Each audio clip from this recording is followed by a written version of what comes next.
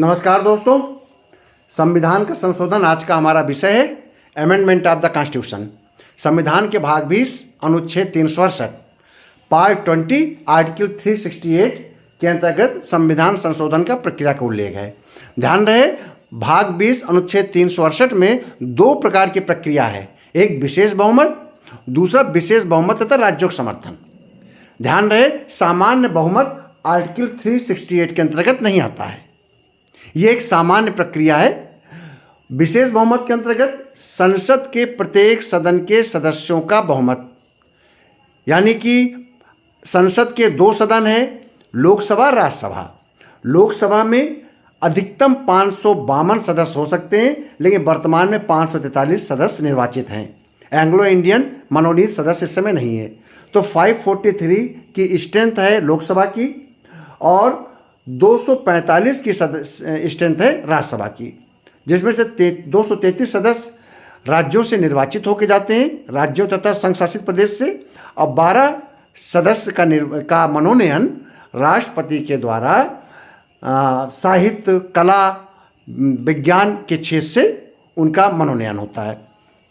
तो अगर विशेष बहुमत से कोई प्रस्ताव या कोई संविधान संशोधन करना होगा तो हम संसद के प्रत्येक सदन, लोकसभा और राज्यसभा दोनों के सदनों के बहुमत से, यानी कि जो जिनकी टोटल स्ट्रेंथ है 543 के आधे, तभी बहुमत होगा 272, और राज्यसभा के 245 का आधा 123।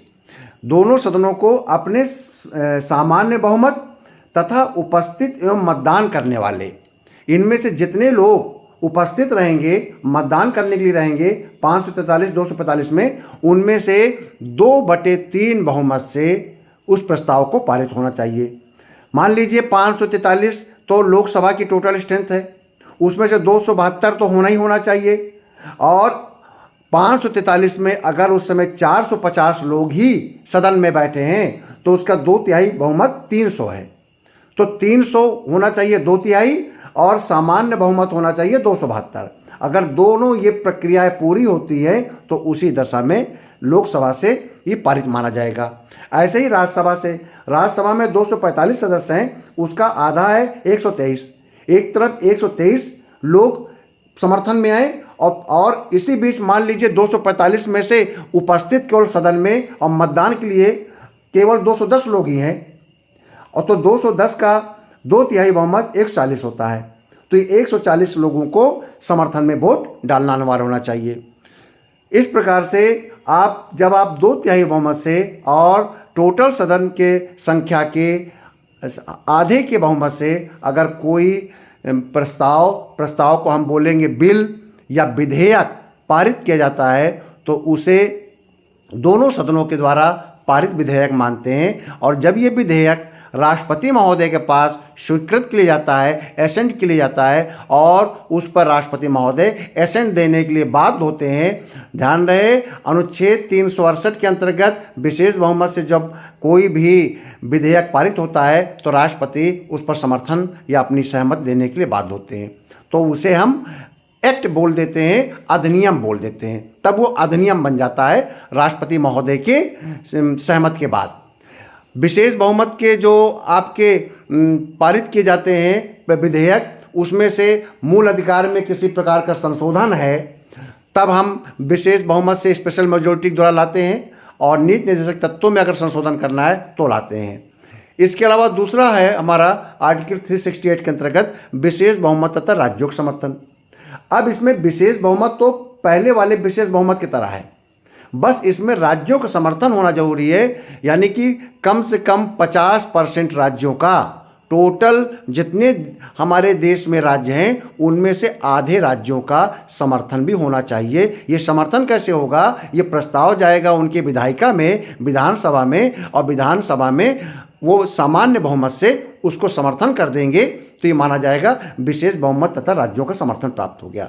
विशेष बहुमत सेम पहले की तरह है कि संसद के प्रत्येक सदन के सदस्यों के बहुमत तथा उसमें उपस्थित तथा मतदान करने वाले सदस्यों के 2/3 बहुमत से होता है। अब आता है विशेष बहुमत तथा राज्यों के समर्थन वाले कौन से विधेयक हैं? विशेष बहुमत तथा राज्यों के समर्थन वाले वे विधेयक हैं जो कि परिसंघात्मक व्यवस्था को ध्यान में रखते हैं। वे संविधान की व्यवस्थाएं जो संघीय हैं, जो आपका यूनियन ऑफ स्टेट का जो प्रतिनिधित्व करते हैं, उसे हम विशेष बहुमत और राज्यों के समर्थन से संशोधन करेंगे। इसमें क्या क्या है? इसमें राष्ट्रपति का निर्वाचन और प्रक्रिया, राष्ट्रपति महोदय संघात्मक प्रणाली का प्रतिनिधित्व करते हैं, इसलिए राष्ट्रपति महोदय के किसी भी निर्वाचन की प्रक्रिया में उनके किसी भी प्रावधान को बदलाव के लिए हमको राज्यों का भी समर्थन लेना पड़ेगा। दूसरा, केंद्र एवं राज्य के कार्यपालिका शक्ति का विस्तार। अगर केंद्र तथा राज्य के एग्जीक्यूटिव पावर का कोई विस्तार होना है, ये सीधे सीधे यूनियन ऑफ स्टेट को ध्यान रखते हैं, तो फिर हमको राज्यों का समर्थन लेना पड़ेगा विशेष बहुमत के साथ साथ। उच्चतम न्यायालय, उच्च न्यायालय, उच्चतम न्यायालय, उच्च न्यायालय हमारे यूनियन ऑफ स्टेट परसंघीय व्यवस्था, फेडरल सिस्टम को प्रतिनिधित्व करते हैं, इसलिए उच्चतम न्यायालय, उच्च न्यायालय के किसी भी शक्तियों में, गठन में कोई भी परिवर्तन किया जाएगा तो उसमें हमें राज्यों का समर्थन विशेष बहुमत से लेना पड़ेगा। सातवीं अनुसूची में आपको पता है संघ सूची, राज्य सूची, समवर्ती सूचियां हैं। ये इसमें वो विषय हैं जिन विषयों के अंतर्गत राज्य और संघ अपने कार्यों करते हैं। अगर इस अनुसूची में कोई नई सूची लगाई जानी है तो हमें विशेष बहुमत तथा राज्यों का समर्थन आवश्यकता होगी। संसद में राज्यों का प्रतिनिधित्व, राज्यों के प्रतिनिधित्व को बढ़ाने या घटाने का जब बात आएगा संसद में सदस्य के रूप में, तो हमको विशेष बहुमत राज्यों को समर्थन की आवश्यकता पड़ेगी। और स्वयं 368 अनुच्छेद 368 में अगर कोई परिवर्तन करना है, जिस अनुच्छेद के द्वारा ये हमको संविधान संशोधन करने का मौका मिलता है, का अधिकार मिलता है, एक प्रक्रिया मिलती है, इस प्रक्रिया में अगर कोई परिवर्तन करना है तो हमको विशेष बहुमत तथा राज्यों के समर्थन की आवश्यकता होती है। तो ध्यान रहे, विशेष बहुमत राज्यों के समर्थन के पश्चात आपका वो विधेयक राष्ट्रपति महोदय के पास अनुमति के लिए जाता है, समर्थन के लिए जाता है, सहमति के लिए जाता है, एसेंट के लिए जाता है, तो राष्ट्रपति महोदय विशेष बहुमत के विधेयकों पर सहमति देना अनिवार्य होता है, और जैसे वो सहमति देते हैं वो विधेयक अधिनियम बन जाता है। विधेयक जो है वो एक्ट का रूप धारण कर लेता है। अब हमने तीसरी बात देखिए, लिखा है सामान्य बहुमत, सिंपल मेजोरिटी। सिंपल मेजोरिटी अनुच्छेद 368 के अंतर्गत नहीं आता है। इसमें संसद के प्रत्येक सदन उपस्थित एवं मतदान करने वाले सदस्यों के बहुमत से संशोधन हो जाता है। इसका मतलब मान लीजिए लोकसभा में 543 कुल सदस्य संख्या है, लेकिन उपस्थित है उस समय 450। अगर 450 उपस्थित हैं, 543 में से केवल 450 उपस्थित है, और 450 उपस्थित में उसका समान बहुमत आएगा 225। तो अगर ये 225 लोग समर्थन में खड़े हो जाएंगे तो वो विधेयक पारित मान लिया जाएगा।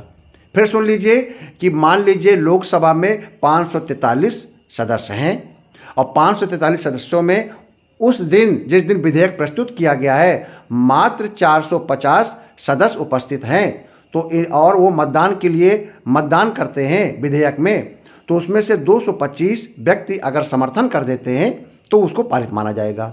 इसी प्रकार राज्यसभा के टोटल स्ट्रेंथ है 245। अगर मान लीजिए 245 में से उस दिन विधेयक को जिस दिन मतदान हो रहा है 200 लोग ही सदन में बैठे हुए हैं राज्यसभा में और मतदान के लिए तैयार हैं, तो उसमें से 200 लोग मत देते हैं, तो उसमें से 100 ही समर्थन के लिए पर्याप्त होगा। तो इसीलिए कह रहा है संसद के प्रत्येक सदन में उपस्थित एवं मतदान करने वाले सदस्यों के बहुमत से संशोधन। टोटल स्ट्रेंथ से मतलब नहीं है, उपस्थित से मतलब है। उपस्थित कितने भी हो सकते हैं। इसमें क्या क्या आता है, इसमें देखिए नए राज्यों के निर्माण ऐसे ही दोनों सदनों के द्वारा करना पड़ेगा, लोकसभा राज्यसभा। इसी में मैं जोड़ दूं सामान्य बहुमत में ही, सामान्य बहुमत में मान लीजिए लोकसभा ने अपने यहाँ पर विधेयक को पारित कर दिया, एक सदन में विधेयक पारित होने के पश्चात दूसरे सदन में वो विधेयक जाता है पारित होने के लिए, और दूसरे सदन में गतिरोध पैदा हो गया, या उस सदन ने दूसरे सदन ने कुछ संशोधन दे दिए कि ये संशोधन करिए, और वो संशोधन जब गया लोकसभा में पुनः, तो लोकसभा ने संशोधन को मानने से इनकार कर दिया। फिर से वो विधेयक आया राज्यसभा में। राज्यसभा में गतिरोध पैदा हो गया, राज्यसभा ने उसको पेंडिंग डाल दिया। ऐसी दशा में जब लगता है कि राज्यसभा इस पर विचार नहीं कर रहा है, राज्यसभा में ये विधेयक पर विचार नहीं हो रहा है और राष्ट्रपति महोदय को लगता है कि विधेयक अधिनियम नहीं बन पा रहा है, तो राष्ट्रपति महोदय दोनों सदनों की ज्वाइंट मीटिंग बुला सकते हैं, संयुक्त बैठक बुला सकते हैं। ध्यान रहे, सुन लीजिए, आर्टिकल 108 में संयुक्त बैठक का उल्लेख किया गया है भारतीय संविधान में।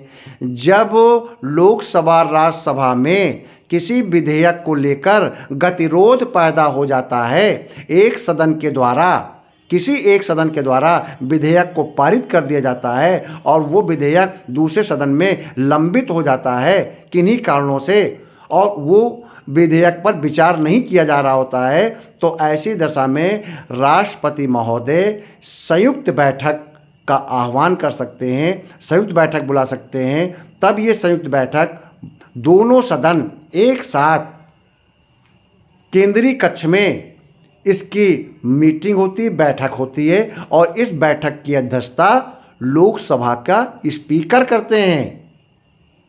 फिर सुन लीजिए, संयुक्त बैठक की अध्यक्षता लोकसभा का स्पीकर करते हैं। अगर लोकसभा का स्पीकर अनुपस्थित है तो लोकसभा का डिप्टी स्पीकर करेगा। अगर लोकसभा का डिप्टी स्पीकर भी नहीं है तो राज्यसभा का डिप्टी चेयरमैन करेंगे।